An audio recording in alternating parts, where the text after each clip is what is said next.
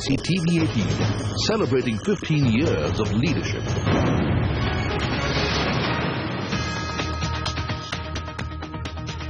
The Cabinet finalises spectrum price for the upcoming auctions, broadly accepts the Telecom Commission's proposal to set the base price 19% lower than the last auction in 2010, hopes to mop up nearly 65,000 crore rupees from the 2G auctions, but the industry is disappointed, says the reserve price is still steep. And ordinance spree continues. Sources of the Cabinet has approved changes to the Mines and Minerals Act through an executive order centred to give discretionary powers over states and auction to become the preferred mode to sell important minerals. Japanese telecom giant entity Docomo drags Tata's to the arbitration court, alleges that Tata's failed to honour the commitment to buy 26.5% stake in the JV. Tata's deny the charge. Is Deepak Fertilizer losing interest in taking control of Bangalore Chemicals? The company has cut its stake in MCF by over 2% in the last 2 months. British insurer Bupa proposes to hike its stake in Max Bupa to 49%. This is the first investment after the government hiked the FDI limit for the sector through an ordinance. It's official. Renowned economist Arvind Panagriya appointed as the vice chairman of Niti Aayog, the new avatar of the Planning Commission. Economist Vivek Debroy and former bureaucrats V.K.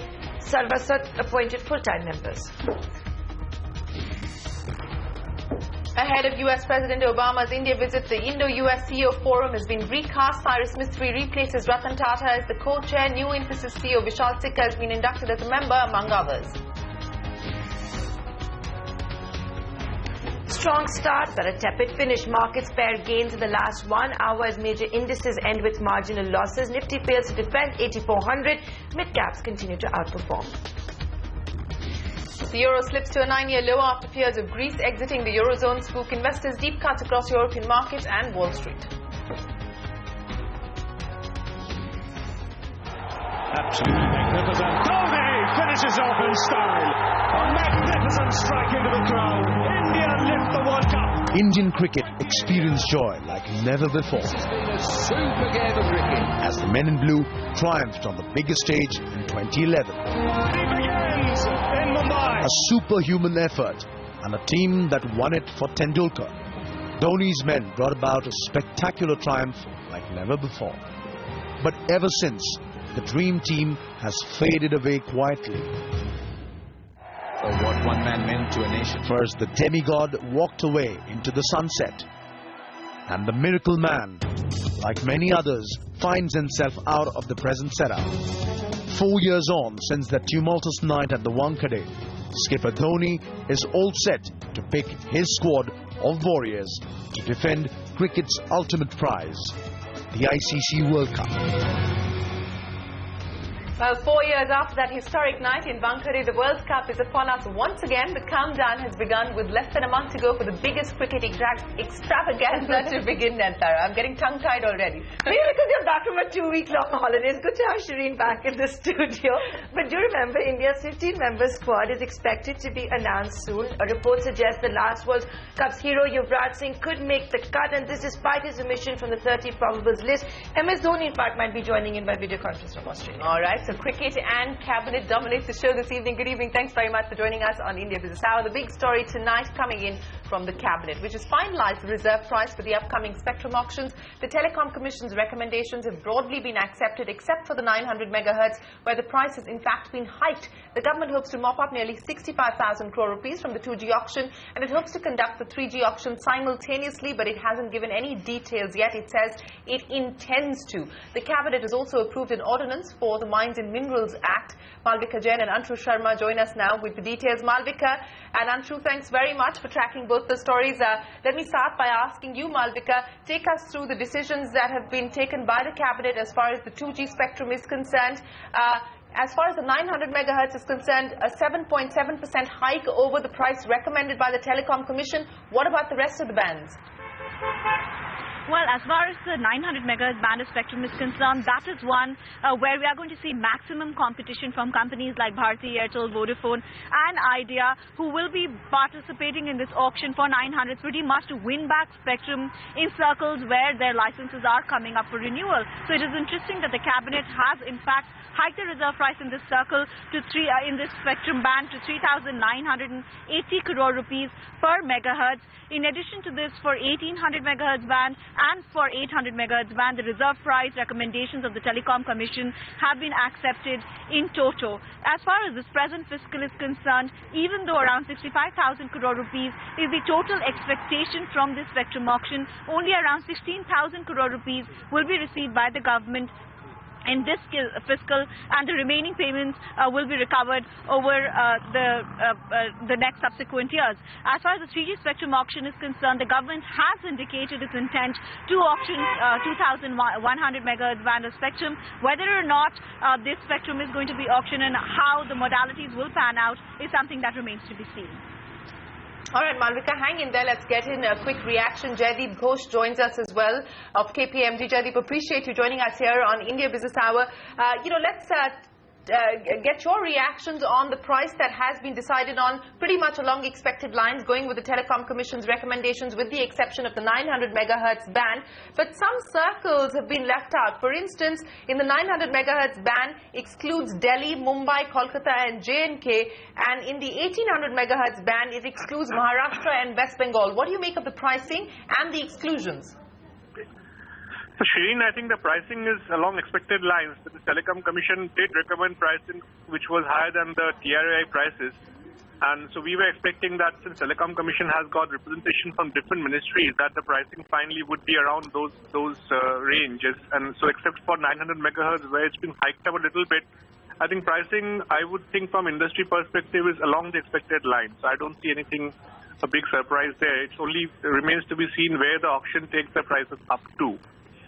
The exclusion part, honestly, I'm not very clear because Pan-India price usually is given for Pan-India, which means a 5 megahertz band in a particular, say, 1800 megahertz is for Pan-India. This is the pricing. So if it excludes certain circles, I am yet not very clear on what that actually means. Okay. Jaideep, very quickly, I also wanted to understand what the implications are for companies like Bharti, etc., companies that have to hold on to their existing spectrum, and also this business of the reserve price for 800 megahertz at 3,646 crore rupees pan-India per megahertz.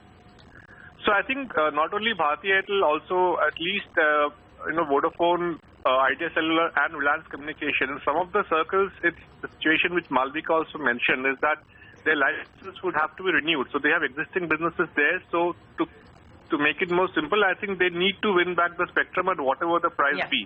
That's the situation. So we should see significant action in those circles. What will happen is, maybe operator A needs to win back the spectrum, but somebody who does not need that spectrum that desperately, due to a tactical move in the auction, will probably hike up the price just to make it much more difficult for the one who really wants to get back the spectrum. So I think I'm expecting to see fairly aggressive bidding in those circles wherein spectrum needs to be kind of renewed, if I may so say. And it could differ depending on which operator needs to win back whatever circle. So we should see, significant aggressive prices in those particular circles. Shane. All right, Jaideep, we leave it there. Appreciate you joining us here with your quick reaction. So aggressive auction is what is expected, especially as far as the crucial 800 megahertz band is concerned. Well, that's not the only decision that's been taken. This one is official. We do have a press release that's been put out by the government. We also spoke with Sanjay Kapoor, the chairman of Micromax, earlier. He says it will be tough for existing operators to dispel with the 900 megahertz spectrum since there are a lot of users linked to it. Let's listen in. The two bands of spectrum are in isolation of each other. Very clearly, 900 megahertz of spectrum has lots of users linked to it with each of the incumbent operators. And there's no way that any of the existing operators can dispel with that spectrum and survive or have a business continuity. Whereas the 3G is basically to further their reach and capacity on broadband in the country. I don't think anybody is ready to reform the whole 900 to make it 3G overnight. with millions of customers there. So I see these two bands in isolation. Well, reactions there coming into the government's decision to finalize a reserve price as far as the 2G auctions are concerned. Hasn't done it yet. For the 3G auctions, industry is disappointed. Now, the other decision that we understand that has been taken, but we don't have an official confirmation, is the government's decision to issue an ordinance. The spree continues. Sources say the Cabinet has approved changes to the Mines and Minerals Act. The proposed changes were to make the auction route the preferred mode to sell important minerals. Also, the centre was supposed to give itself some discretionary powers over states. Anshu, who's been tracking that story very closely, joins us now with the details. Anshu, we're still waiting the official press release. Unlike the one on Spectrum, this one isn't out just yet. But you've been tracking this story closely. What was on the agenda as far as the proposed changes were concerned? I just spoke to a government official and he's just said that these amendments which were in the cabinet proposal have been approved by the cabinet, but he has not given any clarity on the ordinance. Let me specify, according to the government sources, we understand that these amendments to MMDR will have mineral concession will be auctioned, and for bulk minerals such as iron ore, bauxite, zinc, these mining leases for these minerals will be auctioned, and for deep-seated minerals, prospecting license and mining leases will be auctioned. The lease period for the mining leases will be for 50 years, and there will be no deemed extension or renewables. Post 50 years, these mines will again be re-auctioned if there is any mineral left. We also understand that there will be a transition period given to the existing mine owners which have applied for renewals, and for captive owners there will be 15 years of transition period which will be given by the government, and 5 years for non-captive owners. Central government will have more power in this auction of minerals, where central government will notify these rules for auctioning, and auctioning will be done by the states. It will also be binding on states to adhere to central rules, and if states fail to meet these deadlines, centre can intervene and expedite these mining leases. We also understand that the government has put in a proposal where these mining leases can be easily transferred so that the government can attract foreign investment as well as foreign direct investment in the mining sector. This is all being done to bring in transparency, and we have seen a long impasse in the mining sector, and this is also to give a boost to the manufacturing sector, which is dependent on the raw material and will be key for the government to make a success out of Make in India program. Back to you. Right. Anshu, just very quickly to clarify, you're saying the cabinet may have accepted the proposed amendments to the MMDR Act, but perhaps the ordinance is still a question mark? That's what the source has told me just a while back. Amendments proposed by the Mines Ministry for amendments in the Mines and Minerals Regulation and Development Act has been approved, but the government will have to come out and make a press statement if the ordinance has been approved or not. But these amendments have been cleared, so we'll have to wait for the government to come out and give us clarity on that front. Back to you.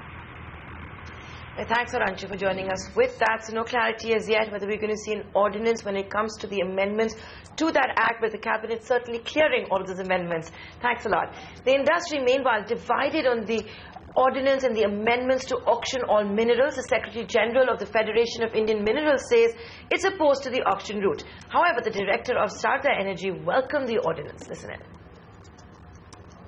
The Federation is against the auction route. How can the government differentiate between public and private sector on the one hand and captive and non-captive on the one hand? That captive and non-captive mines should have the same uniform moratorium of 15 years rather than 15 years for captive and 5 years for non-captive. This is not a revenue generating exercise. They wanted the power tariff should not go, and ultimately the way they are going, they are ensuring that power tariff doesn't go up so that the manufacturing sectors get the cheaper power. This intervention by the centre is a really welcome proposition because they will regulate this sector and they will ensure that all timelines are met. Well, divided opinion there coming in as far as the proposed changes to the Mines and Mineral Act are concerned. FIMI, which is the Federation of Miners, suggesting that this will cause further turmoil, saying that the changes don't in fact address any of the existing issues. And of course, there's another camp which believes that this will break the policy logjam that's been impacting the sector. Now, it was not just Cabinet. The Prime Minister met his entire Council of Ministers today. He called for innovative ideas for the upcoming budget and asked ministers to uniformly spend their budget allocation. He also stressed on launching web portals and e-books for ministries and asked his ministers to communicate more via social media. There was a special focus on the Northeast as the Prime Minister asked his ministers to visit the states and participate in their development. Listen in. He stressed that e-books should become a medium of communication from the ministry to the people. It should go on various social media platforms to be accessed, and that such e-books which will cater to the larger appetite of the people of this country as far as the working of the Government of India is concerned should be given a special significance. And some of the ministries have created e-books and some of the ministries are in process. And that's the Prime Minister's message to his Council of Ministers. Now, we told you first in November, and now it is official. After months of negotiations, the deal between NTT and Tata Sons has hit a roadblock. Japanese telecom giant has served Tata Sons with an arbitration notice. Kritika Saxena has the details. Japanese telecom giant NTT Docomo clearly believes talking is getting it nowhere. So it has decided to drag Tata Sons to the London Court of International Arbitration. The notice alleges that the Tata Group has failed to live up to its commitment to buy out NTT's 26.5% stake in Tata Teleservices or find a suitable buyer for the stake. Remember, as per the shareholder agreement signed in March 2009, NTT had the option to sell its stake to Tata Sons at 50% of the price at which the stake was first acquired, which works out to 7,250 crore rupees, or at a fair market price, whichever was higher. In March 2014, with the deal reaching financial closure, NTT announced that it would exercise its right by July 2014. This gave the Tatas time to find either a new buyer or buy the stake themselves. But Tatas have not made any headway in this regard in the last 6 months. In a statement, NTT says, and I quote, "Pursuant to the shareholders' agreement, Docomo submitted its request for arbitration to ensure that its right be exercised after Tata Sons had failed to fulfill its obligation, despite Docomo's repeated negotiations with Tata Sons regarding the sale of its entire stake in TTSL." End quote. In response, Tata Sons says, and I quote, "Tata Sons has been committed to honouring its obligations to Docomo and has taken every possible step keeping in mind the interest of all stakeholders and in accordance with law. Tata Sons has made the necessary application to the Reserve Bank of India and is awaiting a response. Tata Sons will continue with its endeavour to find an amicable solution." End quote. Sources say the main bone of contention has been the 7,250 crore rupee figure. Now, analysts say that this is at least 60% higher than the current value of TTSL. This higher valuation, combined with TTSL's debt of over 24,000 crore rupees, has kept interested parties like Vodafone and even private equity investors away from a commitment. And that means Tata Sons may end up having to buy the stake itself, and that may not go down well with its investors. In Mumbai, Kritika Saxena. So Tatas and NTT Docomo to go down the arbitration route. Let's get you more news on the telecom sector. The Department of Telecommunications has moved the Supreme Court to retain Unitech Wireless's guarantees worth 160 crore rupees. This after the Telecom Tribunal, the TDSAT, disallowed the Telecom Department from retaining those guarantees. Now, UK-based healthcare group Bupa today announced that it will hike its stake in Max Bupa from 26% to 49%. This makes it one of the first companies in India to benefit from the proposed increased limit for FDI in insurance. Ekta joins us now with the details. Ekta, Max and Bupa first off the block. Well, in what has been one of the first deals which has been announced post the insurance ordinance going through, Bupa has decided to increase its stake to 49% from the current 26% in Max Bupa. Basically, Max Bupa is the health insurance business of Max India, where Max India holds 74% and the British insurer Bupa holds 26% currently. Some more details: it was launched in 2010 and Max Bupa has become the 7th largest private health insurer in India with a customer base of around 2 million across India. Initially, when the news was announced and it was just agency reports, the stock spiked up to a gain of around 6% but managed to come off the day's high. So what were the valuations and where did the disappointment lie? I spoke to a couple of analysts, and what they had to say is basically that Bupa has a call option in the joint venture, hence the valuations are predetermined. The valuation is estimated to be around 1-time capital infused, and the capital infused is estimated to be around 720 crores from both the companies together. So the additional 23% that Bupa will be acquiring is estimated to be valued at around 170 to 180 crores. That's what Max India will receive. Now, is this a raw deal? Most of the analysts don't think so. It's not estimated to be a raw deal because the company, this insurance business, the health insurance business, is still expected to be loss-making as opposed to the life insurance business, which has much more better prospects according to analysts. Thanks, Adikta, for joining us with that. So Bupa becomes the first foreign investor to hike its stake in an insurance joint venture company. Here's the latest in the race for Mangalore Chemicals. Is Deepak Fertilizer backing out of the race to take control of Mangalore Chemicals? After making several open offers, Deepak Fertilizers has been cutting its stake in the company over the last 1 month. It has, over the last 1 month, cut down its stake by 2.2% to 29.05%. In addition, it's also sold 26 lakh MCF shares in the open market. Analysts view this move as a precursor to Deepak giving up its fight for taking control over MCF. Meanwhile, late last year, Zuari Group had revised its open offer size by 10% to 35.9% and increased the open offer size but not the price. Well, new twist there in the race there for MCF. Now, we told you last week, and now it is official, renowned economist Arvind Panagria has been appointed the Vice Chairman of Niti Aayog, which is the new avatar of the Planning Commission. Ritu joins us now with the details. Ritu, besides Panagria, who else have made it to the new Plancom?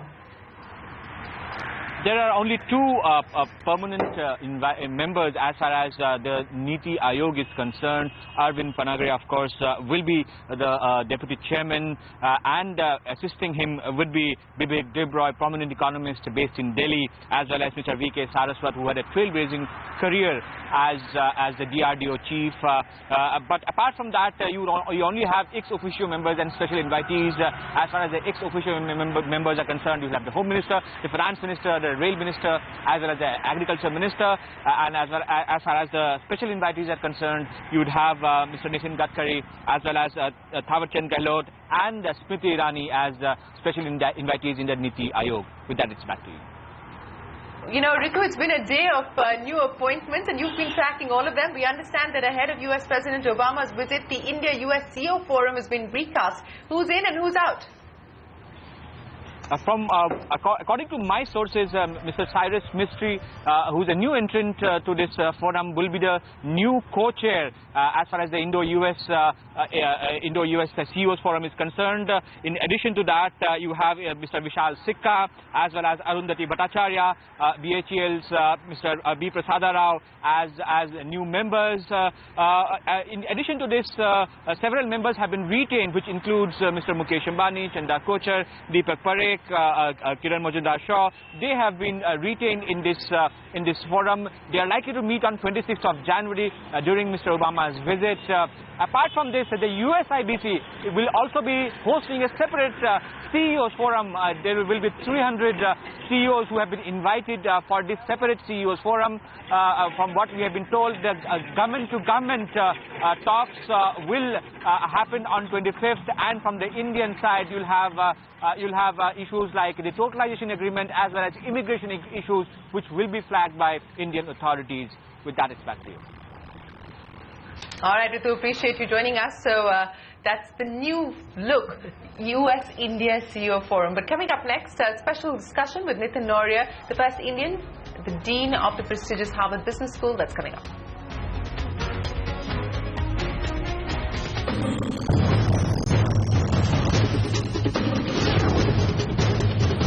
CNBC TV 18, celebrating 15 years of leadership.